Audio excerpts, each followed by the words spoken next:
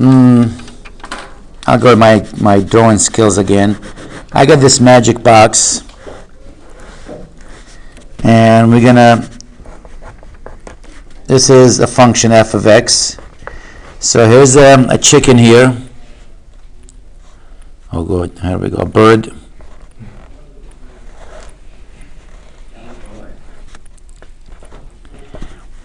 If the bird walks through that box, somehow that bird gets converted to a dog. Okay. It's a magic box.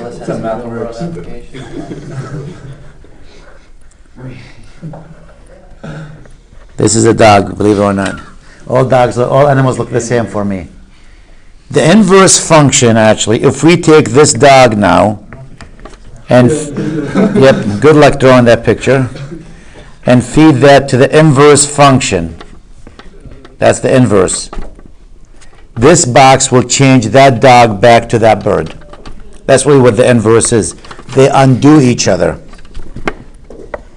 When you were young, you and your mom were the inverse of each other. Why? She cleans the room, makes everything nice and beautiful, and you come in, make it look the way it was before. Messy, all over. So you put all the toys all over the floor, she comes in, cleans it, you come back, and you put the toys back on the floor. So whatever she did get canceled. So the inverse of each other. So notice at the end, when you get out of it, what happens in between is gone. So it's back to the same thing. Back to what you started with. That's really what the inverse is. Yeah. Now, I'm trying to write that. so now, how do you find the inverse mathematically? First, what I do, I follow these steps. Change, if you are given y instead of f of x, I change f of x to y.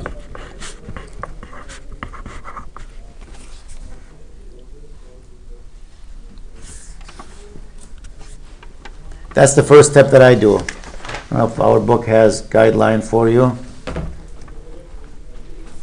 And you asked the question earlier why we need to know the inverse. How do you find the domain? I said when the inverse, that's one way of doing it. Step number 2, you're going to switch x and y, interchange them.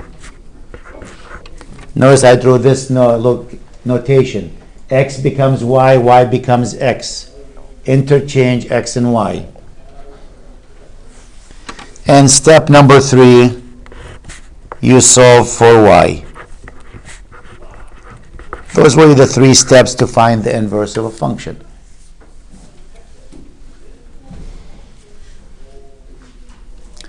So let's take a function. We'll go through the 3 steps and see if actually we can find the inverse. Then we'll test it. Let's say f of x equals the square root of x minus 5 plus 4, like this.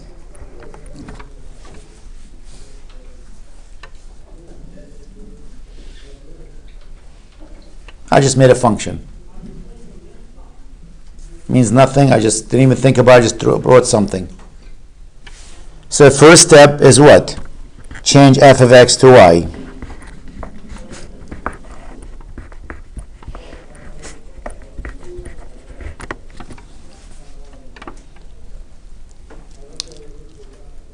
Second step is do what? Well, before you solve for y, interchange x and y, switch them. Switch x and y. That's a good way of saying it, actually. So x becomes y, y becomes x.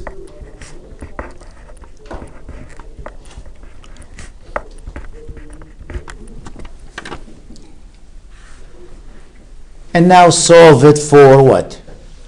Solve it for y. So step number 3, let's solve it for y. How do we solve it for y? Move the 4 to this side, becomes a negative 4, right?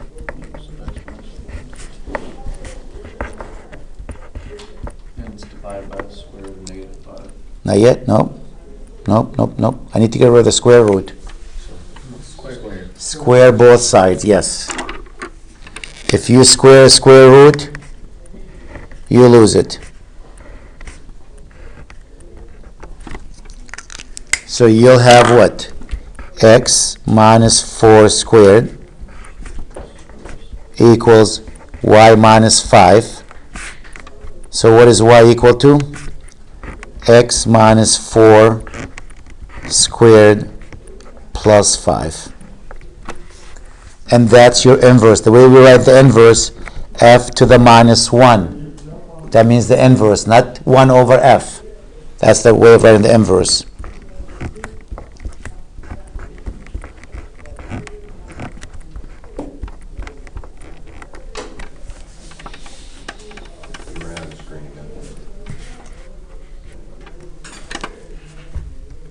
You said it's not -1, it's inverse, right? That's the inverse, correct. We'll put minus 1, but when people think of minus 1, they think it's 1 over f, right? They think as exponent. It's not. This means the inverse. So when you look at the calculator, you see tangent to the minus 1 here, or cosine to the minus 1. That's not 1 over tangent. That's actually the inverse function.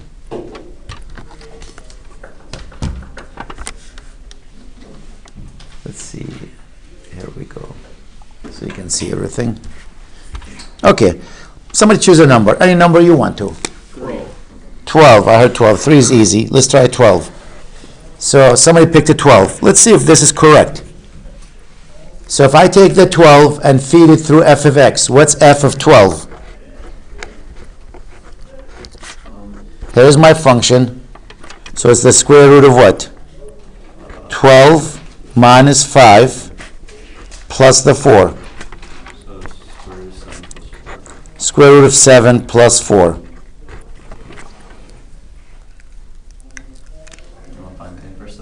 I'm going to find the inverse of that. So if this is correct, if this is really the inverse of that, when I plug that number back into this, I should get back the 12, right? So let's try that. What is the inverse of the square root of 7 plus 4? Because it should cancel this and takes me back to this one. That's the picture I drew there. So let's go to the inverse function. Replace x with what? The square root of 7 plus 4 minus what? The 4. Then you square it. Then you add the 5. Right there. I'm taking x out, putting the square root of 7 plus 4 in place of it. And what's going to happen to the 4 minus 4? That cancels out. Cancel. You have the square root of 7. 7 when you square it, right? Add the 5 to it. What do you have? It took me back to what I started with. Doesn't matter what number you pick. You could have picked a fraction, a decimal, whatever. It will take you back to that number if we did it right.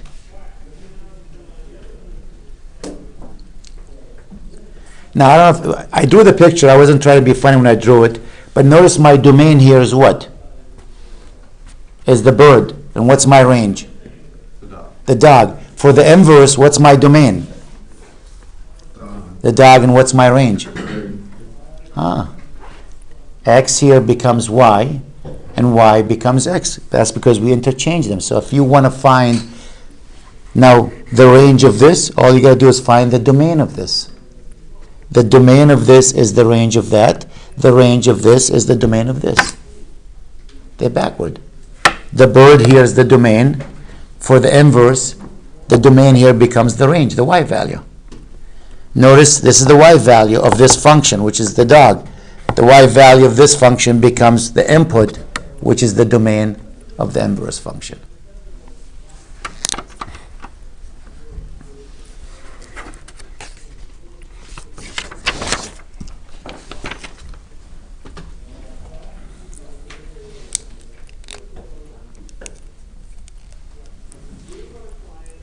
Let me try another one, just in case you missed it.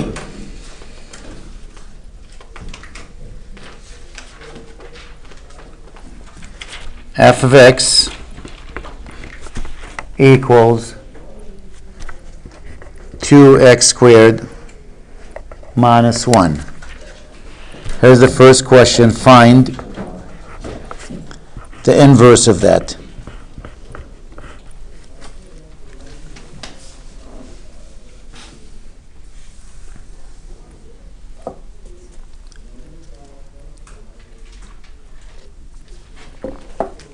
What is the first step we said last time? Switch it on. Switch x and y. Before I do that, switch f of x to y, right? You can actually do the first two steps in one if you want to. But since I wrote them in 3 steps, I'll do the step number 1, change f of x to y, then switch x and y.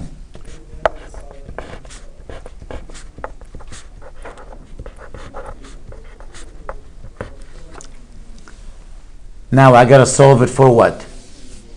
For y. X plus 1 equals what? 2y squared.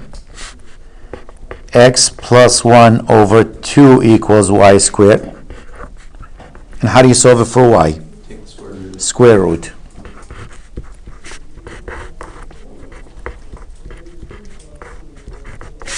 So that's my inverse function.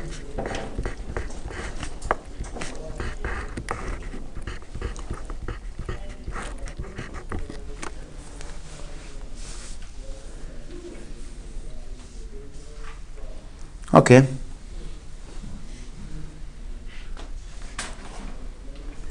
Let's say this is the first question. Second question, prove to me that the square root of x plus 1 over 2 is the inverse of 2x squared minus 1. I want you to prove it.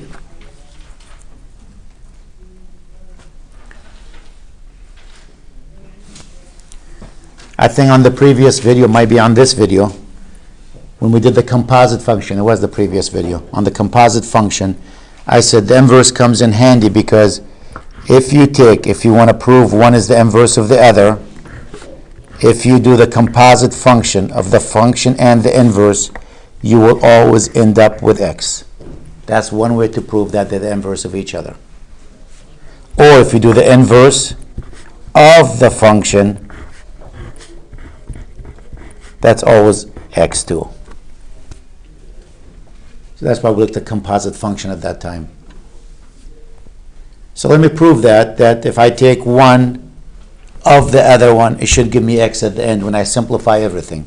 So let's try it. So what is f of negative 1 of x? Does that give me x? If the answer is yes, I just proved that this one is the inverse of that. So what's the inverse? The inverse, this will be f of the square root of x plus 1 divided by 2.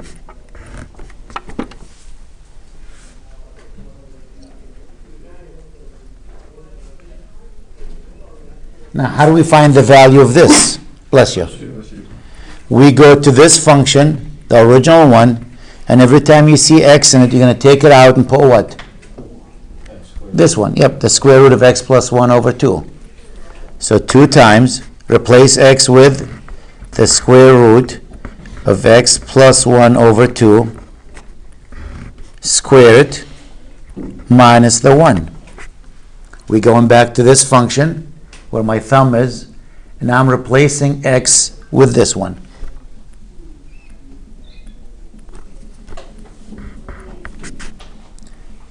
Now, when you square a square root, what will happen to it? It becomes regular. Yep, you lose the square root sign.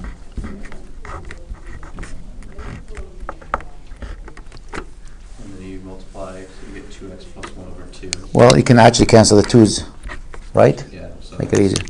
So you end up with what? X plus 1 minus 1. What's the answer? X. X. Yep. And if I did the inverse of f of x, it will give me an x there too. If this is the inverse of each other, this statement is always true. That's one way to test if one is the inverse of the other. You don't want to use numbers. You can use a 3, a 4, a 5. You end up with that number. But the number is only good for that value. When you use x, that says for any number. So you know it's always correct.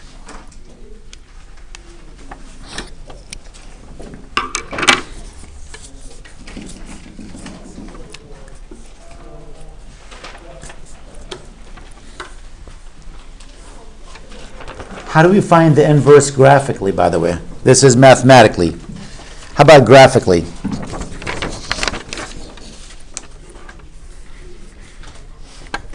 So, finding the inverse graphically.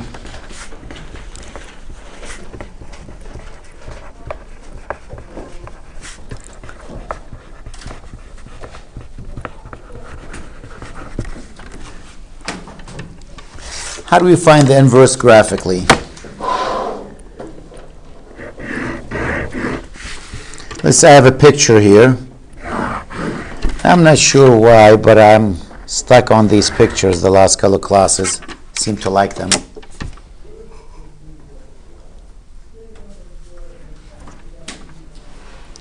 If I want to find the inverse of that,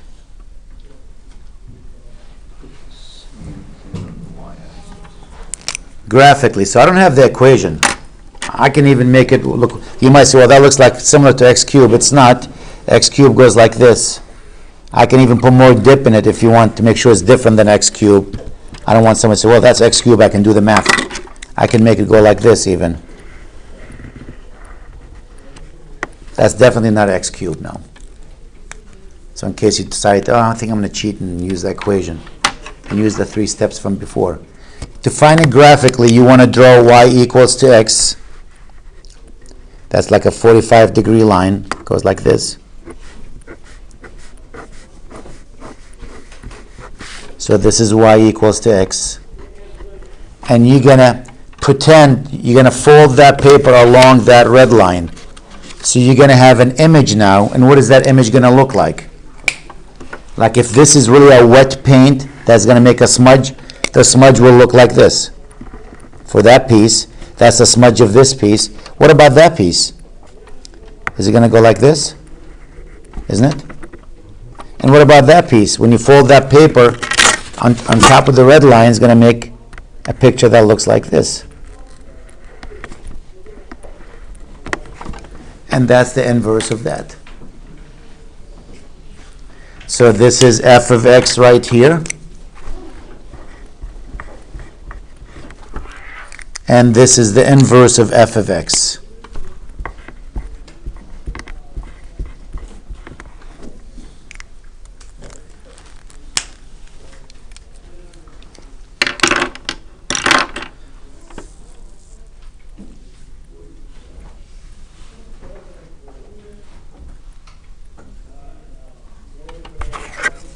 Now, sometimes when we start doing these problems, we end up in a little sticky situation. Like what? If I want the inverse to be a function, I got a little problem. Let's take this function, y equals x squared. What does y equals x squared looks like? This is y equals x parabola. That is a function, right? Is the inverse of that a function? Yeah. Well, let's see. This is f of x. Let's find what the inverse looks like. And to make sure you see it, here's y equals to x.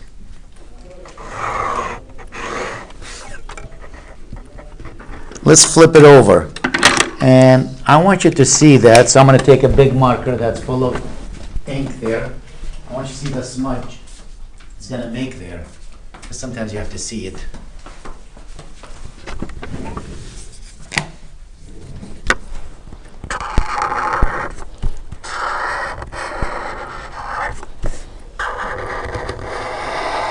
This is f of x, right?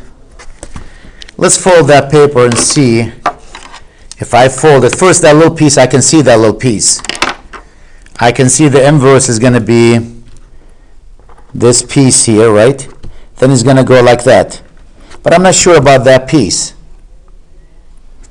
So let me fold that paper and see what that piece is going to look like. Can you see where the smudge is going? That's the back side of it. So that's good, right? So it's going to go like this. This is the inverse. Is the inverse now a function? No. For the inverse to be a function, Always, Has to- the original one has to be a one-to-one function. What is a one-to-one function? This is a function, but it's not a one-to-one function. One-to-one means every x value has how many y value?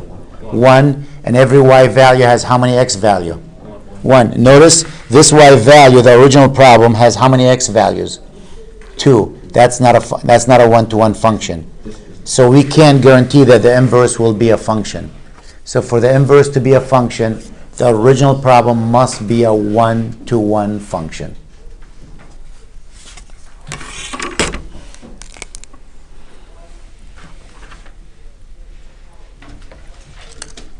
And just to show you, by the way, that the domain becomes the range becomes the domain, let's look at the function for f of x. Let's look at that picture I drew there. What is the domain for this picture?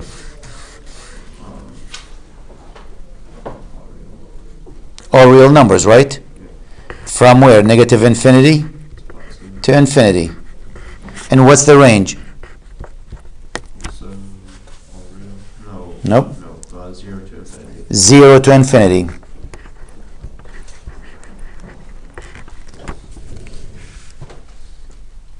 Let's look at the inverse function.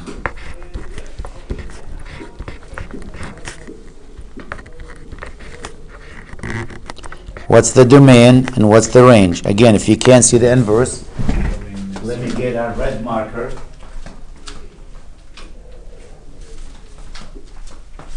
Highlight the inverse so you can't miss it. This is the inverse function. What's the domain? Just, don't you like switch the range to the domain lines? Well, just look at the picture. 0 to infinity. From 0 to infinity, right? Yeah. I'm trying to prove that actually from the picture. And what's the range? The y value. Infinity to infinity. Negative infinity to infinity. Notice what happens. The domain here became the range here. The range here is the domain here. So if you want to find your range, that was a question came up early. Is the only way to find the range by graphing it? I said no, because you can find the inverse of that function. And if you know the domain of the inverse function, then you know the range of that function. The domain here becomes the range becomes the domain. And again, the reason, because we interchange x and y. We swap them. So x here becomes y and y becomes x. That's the reason.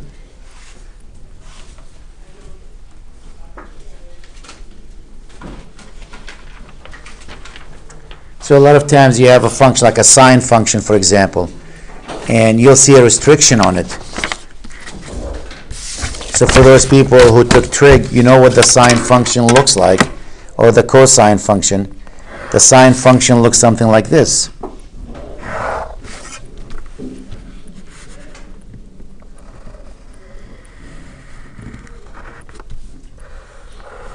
It goes on and on. It doesn't stop. The height is 1 here. This is a negative 1 here. This is the 0. This is pi over 2. This is pi. This is 3 pi over 2. This is 2 pi. If you go to the left, this is negative pi over 2. Negative pi and so forth, you know. If they were looking for the inverse of this function, they will never say find the inverse of this function from 0 to 2 pi. Because this is not one-to-one function. So when you find the inverse of that, it's not going to be a function. So what they're going to ask you probably, find the inverse as theta goes from negative pi over 2 to pi over 2. So go f of x equals sine of x. They'll give you a problem like this, but they'll put a restriction. X is bigger than or equal to negative pi over 2 to pi over 2. And again, the only reason they do that to make sure you have a one-to-one function. Because we're looking at that red piece, and that's a one-to-one function. Every x value has one y value. Every y value has one x value. So the inverse of that now becomes also a function. How do you find the inverse of that? You change x to y. You go y equals sine of x, exchange x and y,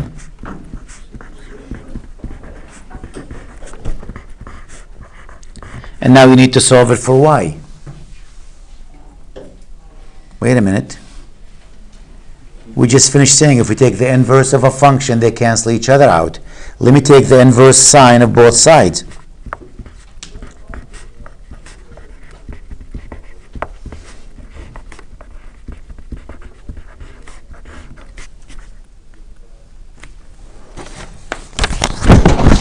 When I asked you to prove that's x, I said, if you take the function of the inverse or the inverse of the function of whatever you have here, you're going to end up with that. So here, the inverse of the function, they're going to cancel each other out. You're going to end up with y. And y equals the inverse sine of x.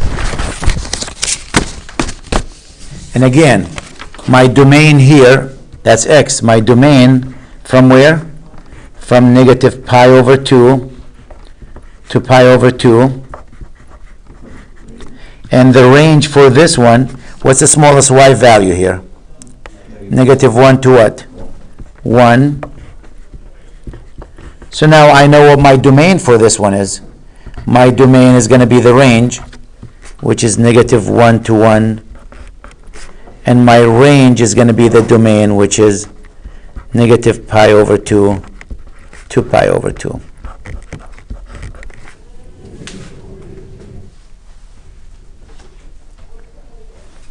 But you will see a restriction on the problem. They'll be telling you y goes from negative pi over 2 to pi over 2. The reason for that, to make sure you have a 1-to-1 function. So when you find the inverse is also a function. Otherwise, there is an inverse to it, but it's not a function. Like this is an inverse. Nothing wrong with this. That is an inverse. This one is an inverse to that, but it's not a function. It is an inverse, but it's not a function. If they say find the inverse function, then you don't have an answer. Once they put the word function, this is not a function. So to be inverse function, you have to have a 1-to-1 function to have an inverse function.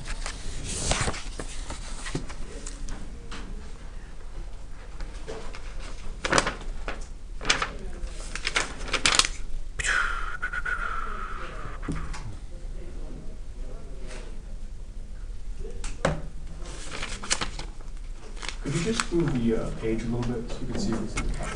The top? Oh, Yeah, thank you. there we go. Yep.